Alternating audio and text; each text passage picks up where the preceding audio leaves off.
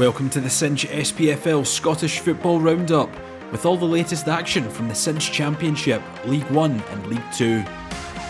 Coming up, 5-star Morton continue their impressive run with a big win at East End Park. Kevin O'Hara starts for Accies in a big away win at Palmerston.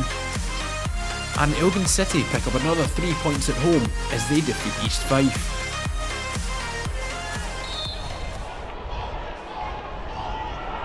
Morton travelled to Fife hoping to extend their unbeaten run to 13 matches in all competitions, the away side looking threatening from the off. And they didn't take long to get off the mark in this one, just 10 minutes on the clock when Robbie Muirhead's shot was turned home by Dara O'Connor from close range. The Irishman with his first goal of the season. The pressure from Morton was relentless early on, with the away side doubling their lead on 34 minutes. Jack Baird pouncing in the area to make it 2-0. Dougie Imrie's side well on their way to 3 points in Fife.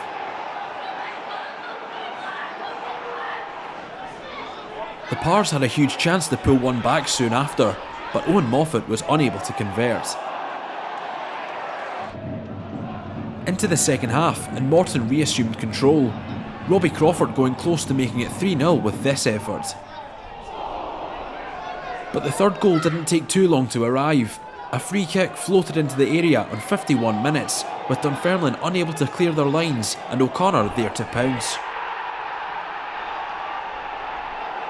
Instinctive forward play from the defensive stalwart. Dunfermline kept plugging away, but couldn't find the net. Malachi Fagan Walcott's looping effort kept out by the crossbar. It was an afternoon which belonged to the away side.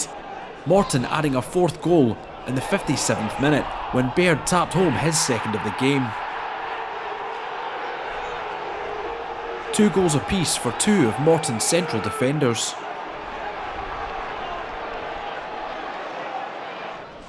And the team from Greenock would add another before the end. Substitute Michael Garrity squeezing this one beyond Dennis Mehmet to make it 5 on 75 minutes. Dougie Imrie's side feeling right at home away from home here. The hosts kept fighting till the end, but the goal just wouldn't come. 5-0 the final score, with Morton tightening their grip on 4th place.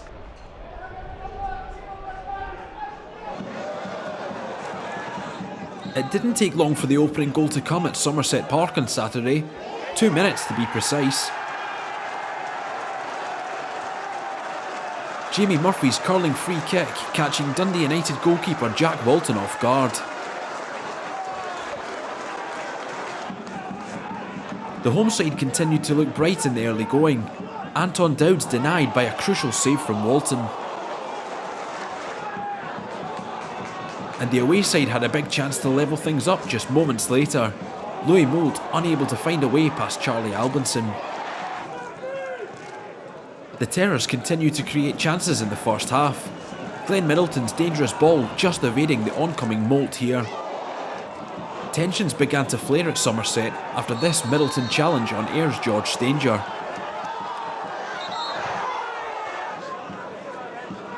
Both players receiving bookings from referee Gavin Duncan. It would take until the second half for Dundee United to find an equaliser. Tony Watts squeezing one beyond Albinson on 67 minutes. The striker hitting double figures for the season in all competitions.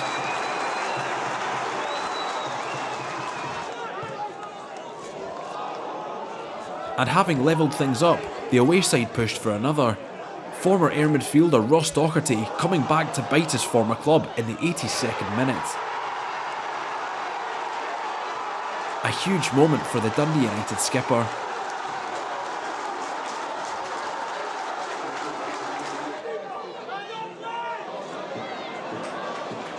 And a disappointing afternoon for Ayr would end with a dismissal for Stanger, shown a second yellow and subsequent red by referee Duncan. The league leaders heading back to Dundee with all 3 points.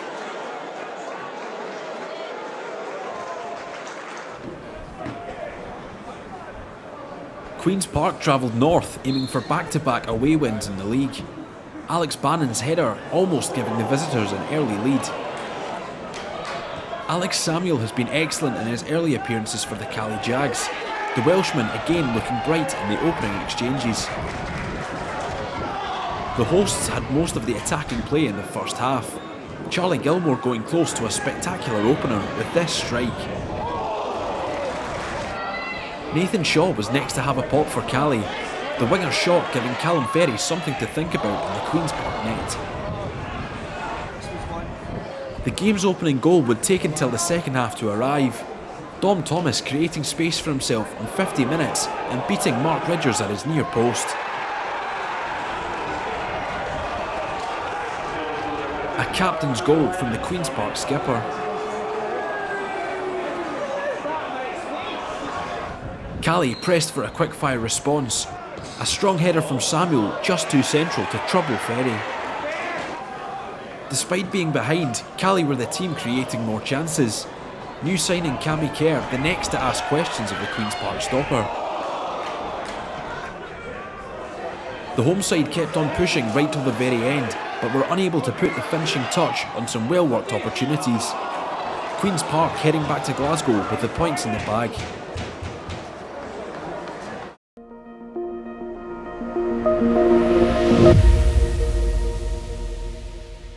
Let's take a look at the latest standings in the Cinch Championship after the weekend's action. Dundee United extend their lead at the top of the table to 4 points after victory in Ayr. Morton's 5-0 demolition of Dunfermline has the side from Greenock firmly in the hunt for promotion, while Queen's Park's win in the Highlands puts 5 points between themselves and 10th placed Arbroath.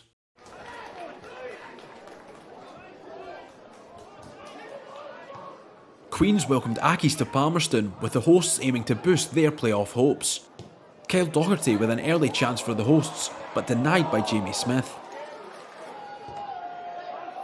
Accies have some excellent attackers in their ranks, star striker Kevin O'Hara going close to opening the scoring here.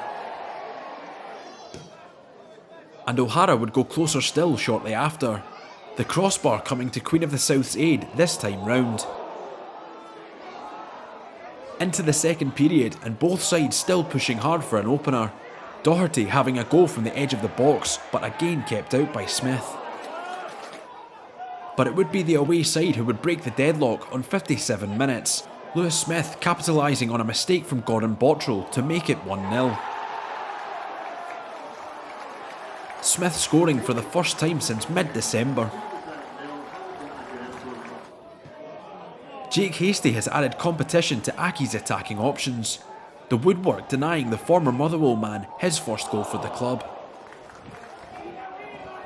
Accies would get their second goal shortly after, Kyle McDonald's excellent scything ball being fired home by O'Hara for 2-0 in the 66th minute.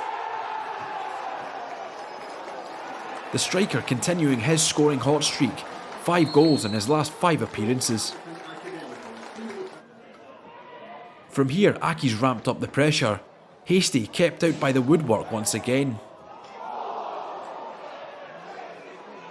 Queens though had chances to mount a comeback. Jack Bryden heading this one narrowly wide of the mark. And shortly after, the woodwork would come into play once again, this time preventing Gavin Riley's strike from dipping in beyond Smith. Accies had a chance to wrap up the points when O'Hara raced through on goal, but Botterill did enough to deny the striker a second. Queens hadn't given up hopes of a late turnaround, but were unable to force a way through the Accies defence. John Rankin's side with an important win in the race for the Cinch League 1 title.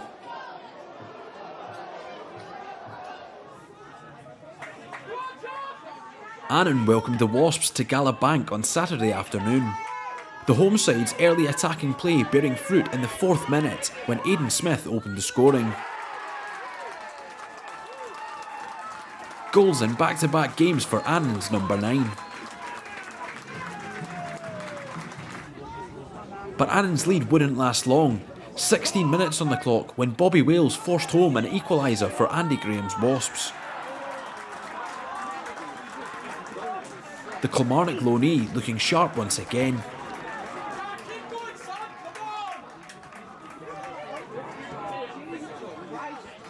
And just a minute later, Wales would have another chance. Alloa playing it patient in attack, with Wales squeezing home his and his side's second of the afternoon. The teenager with his 5th goal in his last 5 outings for Alloa. Wales was a constant threat in this one, and could have had a first half hat-trick had this strike been a cleaner one. Things continued in the same vein after the break. Wales denied this time round by good defending from Matty Douglas. Alloa kept on the front foot in the second half, and it seemed like a matter of when, not if, for a third goal. That all-important third goal coming in the 62nd minute. Taylor Steven making his way into the box, with his deflected effort beating Jacques Herity. Alloa's youthful attack showing all their quality.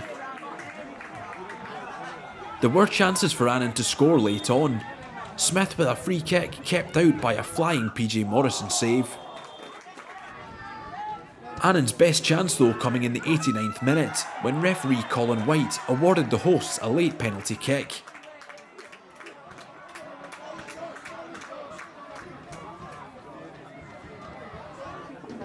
Dominic Docherty stepped up and converted the kick to reduce the deficit to a single goal. But it was too little too late, as Alloa returned to Clackmannanshire with all 3 points.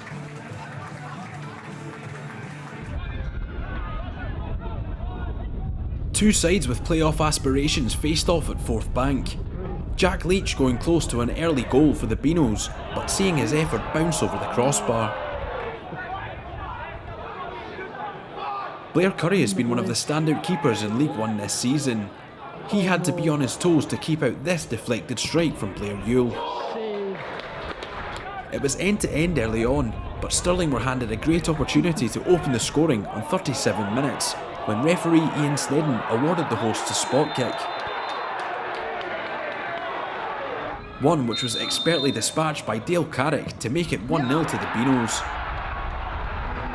Stirling's number 9 scoring for the second week running. The home side looked to extend their lead early in the second half. Dale Hilson unable to force the ball home at the near post here. But Cove wouldn't take too long to hit back. An hour gone when Mitch Megginson's deflected effort squirmed its way into the top corner. Parity on the scoreline with half an hour to play. It wasn't long though before Stirling were back in front. More than an element of fortune about this effort from Carrick on 64 minutes, which looked over Nick Suman for 2-1. Carrick with his 9th of the season in all competitions. But Cove showed plenty of fight and managed to level things up once more just 5 minutes later, thanks to an excellent touch and finish from Romain Burrell. The SPFL's top scorer ending a run of 4 matches without finding the net. The home side battled hard to find a late winner, this one going agonisingly wide from Paul McLean. Carrick was hungry for more and hunting a hat-trick, but the striker was well kept out by Suman here. And Stirling's number 9 would have one last chance late on, but again couldn't find the mark. 2-2 the final score in a compelling matchup.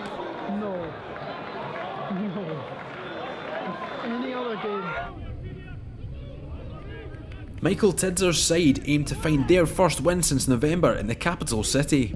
Teenage striker Alfie Babbage putting the Maroon Machine a goal up after just 14 minutes. The 17-year-old continues to blossom in Cinch League One. Young defender Liam Parker is a real set-piece threat for City, but he couldn't trouble the Kilty goal here. Frankie Dean has looked bright since signing on at Meadowbank, but the young midfielder is still awaiting his first goal after this chance was blocked. Kilty pushed to add to their advantage in the second half. New recruit Joe McGlynn making his presence felt here. And McGlynn would continue to threaten the City goal, the striker though unable to finish after a good save from Rory Adams. But Kelty's next golden opportunity was just around the corner. The away side awarded a penalty kick on 67 minutes after good work from Bavidge. And having won the spot kick, the teenager stepped up and smashed home his second of the afternoon. Confidence and composure personified from the Aberdeen youth. And it wasn't long before Bavidge was threatening again, the youngster pouncing on a misplaced pass just a minute later and completing his hat-trick with a top finish.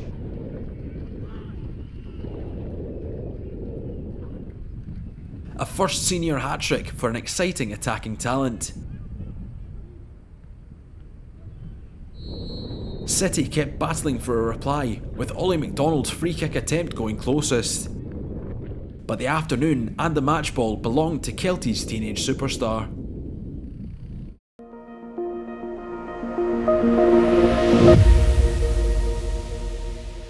Here's a look at the latest standings in the Cinch League 1 table. Accies reduced the deficit at the top to 8 points with an important win in Dumfries.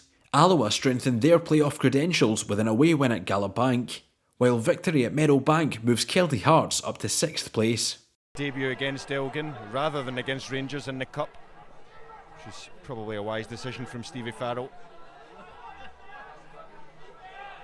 Gray against Bilham, and Gray just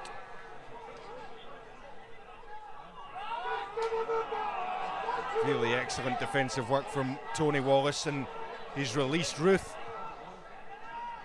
Ryan Wallace is up in support, but Ruth going all the way.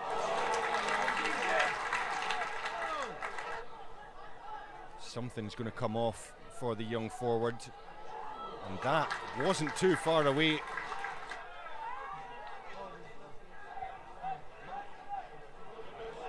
An effective flick on for Ruth, who slipped it through for Ryan Wallace.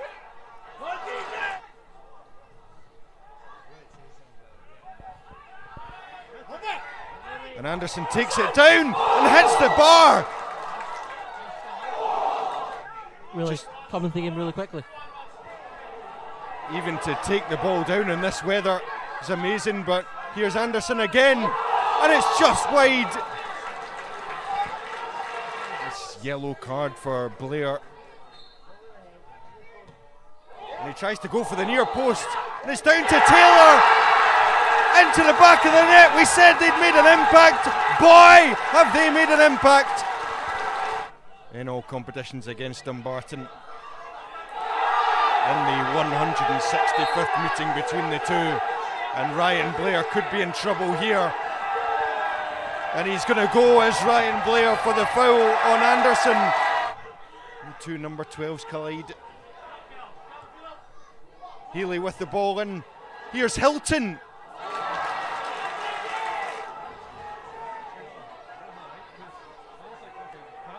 It's towards the goalkeeper, and Crichton's header is over the bar, and surely now that is all.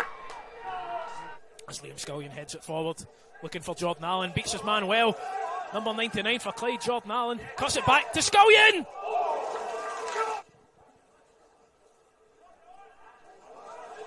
Ritchie plays it out. Oh, it's a great opportunity for Jack Brown, but Ball's in the box. absolutely, Dunnick, motoring forward. Ball comes in, falls to Scullion. Cudahy! Yeah! Get in there! What a strike, Boise! Barry Cudahy with a daisy cutter! Well, we hope so, but we can only look after ourselves, Boise. And that's what we really need to focus on the last dozen or so games that we've got left in this Ball season. comes into O'Keefe. What a save by Neil Parry. Oh, and he manages to get a toe on it. KBR McGinn should have the pace to get there, and does. Oh, he beats his man. McGinn. Super Chris McGinn. Out to Cudahy for a second. Cudahy! Oh.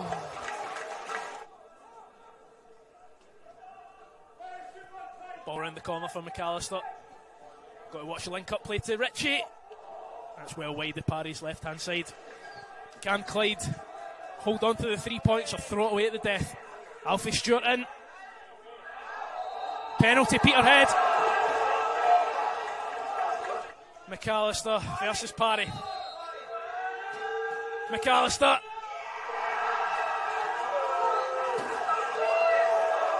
Goal for Peterhead.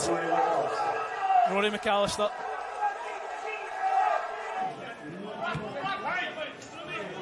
Forfar hoped to make it 3 unbeaten in League 2 when they welcomed high-flying Spartans.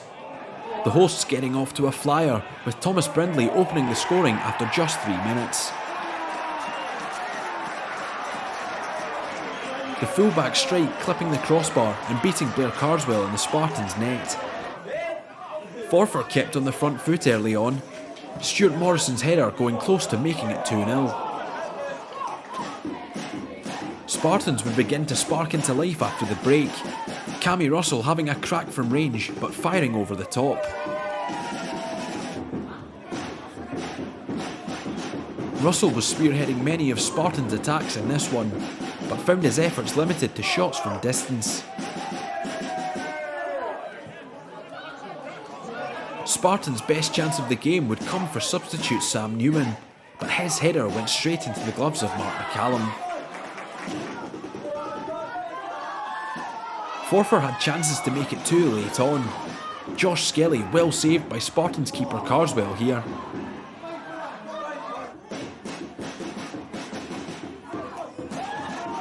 And new signing Tyler Makita would have one last chance to wrap up the points, but poked his shot just wide. 1-0 the final score. I think the breeze will carry that towards East Fife goal. Dinks it up in the air.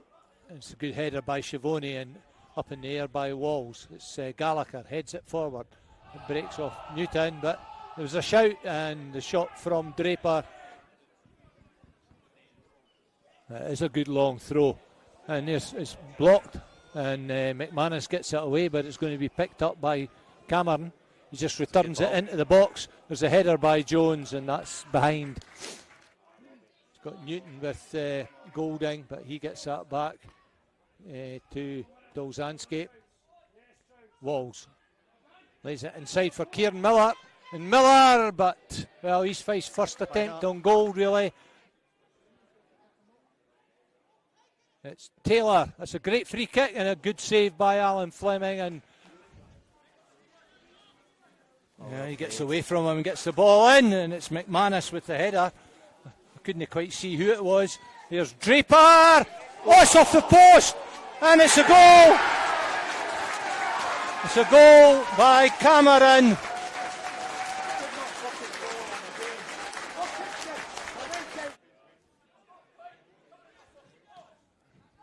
Here's Golding on the left-hand side of the box. Skips away, he's going to try the shot, and it's well over the bar. McManus plays it in, Page is there, but it is headed clear, and here's a chance for Elgin to break, and here's Taylor. Tries to play it across, it breaks for Golding. He's turning away from his man, and what a save by Alan Fleming.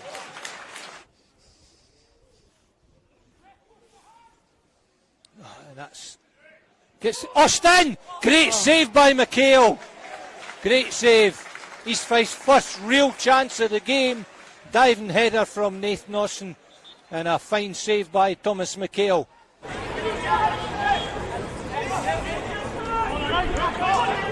Barrett hangs the cross high, looking for Conley to evade the midfielder. Falls to Corradon. Nagaki's flick on.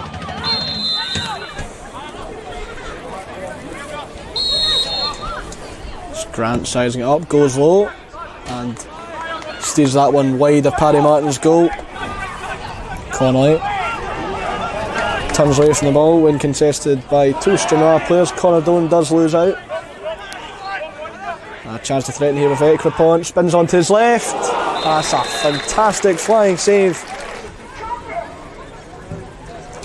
Corner comes in and it's met. Just goes wide of the far post though.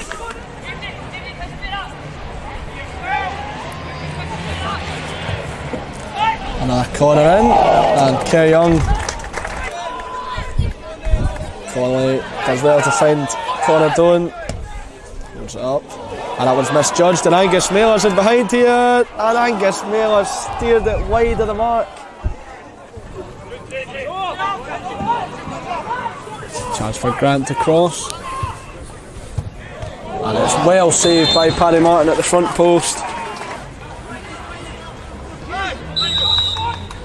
Stranraer crowding the box, looks like to try and cause something from this. It's the back heel of Lang. And cleared away by Mailer. Back in by Forrest.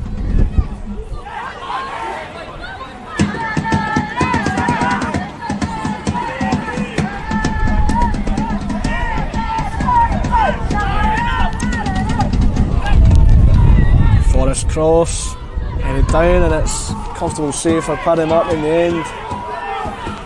Getting Lang with his first chance.